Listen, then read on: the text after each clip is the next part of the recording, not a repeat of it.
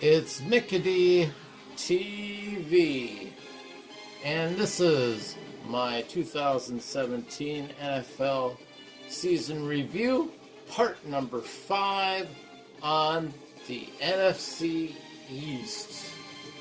And during my early season predictions of the NFC East, I predicted that the New York Giants would win this division at 11-5, and that the Washington Redskins would be second at 10-6, and then I predicted the Philadelphia Eagles to finish 10-6 in third place, and then the Dallas Cowboys would finish off at fourth place at 6-10. And out of this division, I only predicted the Giants to go to the playoffs, while Washington and the Philadelphia Eagles would be beat out by tiebreakers by other teams. But, in fact, the one surprising team that did a little bit better, that, I predicted them to finish at 10-6, and they finished 13-3, and then wound up winning the Super Bowl, was the Philadelphia Eagles, which was quite surprising. At the beginning of the season, I wasn't impressed with their quarterback. I wasn't impressed with the running game. I knew they had a pretty good defense, but watching the playoffs and seeing what they did to the Vikings and all that, they were actually really good on defense. The Philadelphia Eagles, like I said, finished with a record of 13-3. And then in the playoffs, they had the first seed in the playoffs. And so in the division round, they beat the Atlanta Falcons by a score of 15-10, a very low-scoring game, but they got it out and was able to defeat the Falcons. And then they went to play against, and then they hosted against the Minnesota Vikings, who they absolutely trounced over by a score of 38-7 in that game. And then, as we know, they went off to play in the Super Bowl in Minneapolis, Minnesota at US Bank Stadium, and they wound up beating the Patriots 41-33. And I think in that game, I think the Eagles pretty much had command of that game. I mean, the Patriots were in it, but I always got this dread feeling that the Eagles were just laying down the law with them. The Patriots made, a couple comeback, well, at least one comeback. I believe they took the lead, but then the Eagles retook it, or they tied the Eagles, one of those two. But it's one of those games that one of those Super Bowls that was kind of weird to watch. It was very high scoring, especially with both teams having pretty good defenses. But, it was just one of those weird things. But you got to hand it to the Eagles. They won that game, and they're Super Bowl champions, and they'll be a team with a target on their backs because people are going to go out and try to beat them big time over a lot of other teams. Their star player last year, I believe, was Brandon Graham, their linebacker on the defense. The Eagles, for the Eagles, he had 57 tackles, 33 solo, with 9.5 sacks and 2 forced fumbles. And then the next team that finished, which surprised me, the Cowboys finished with a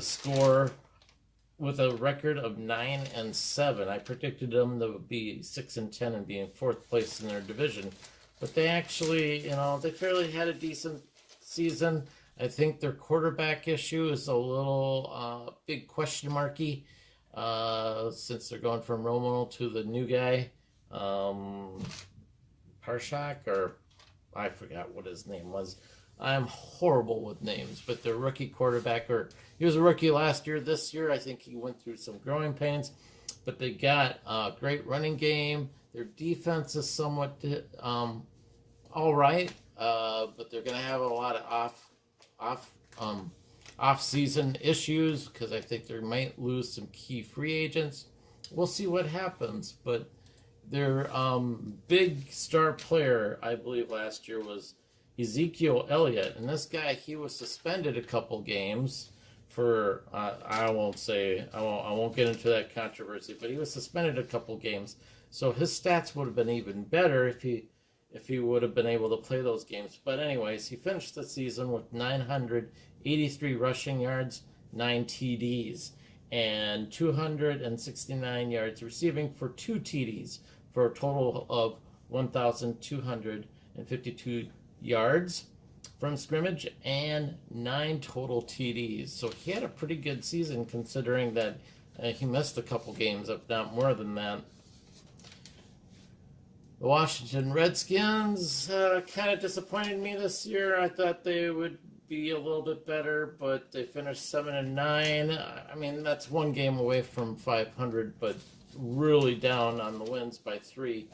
And in football, 3 wins is huge, or 3 wins, or the difference between 3 wins or losses is huge when you only have a 16-game season. But Washington finished 7-9.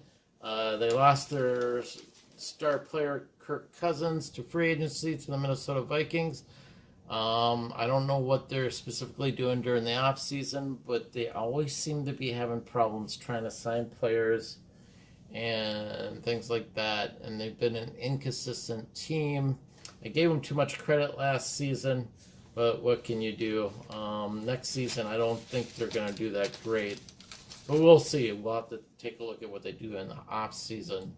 But their star player last year was Kirk Cousins, and Kirk Cousins had what was Kirk Cousins? Kirk Cousins had where am I? I lost my place. Sorry about this.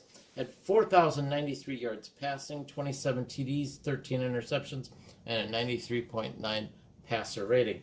Now, the big question is, can he compete? That'll be the big question.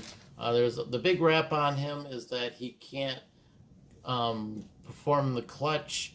Maybe that'll happen with the Vikings. I don't know. I'm very skeptical about what he can do for a team and whether or not he's a good fit for the team and whether or not the coaches on Minnesota are going to be able to do anything with them. But he was a star player in Washington.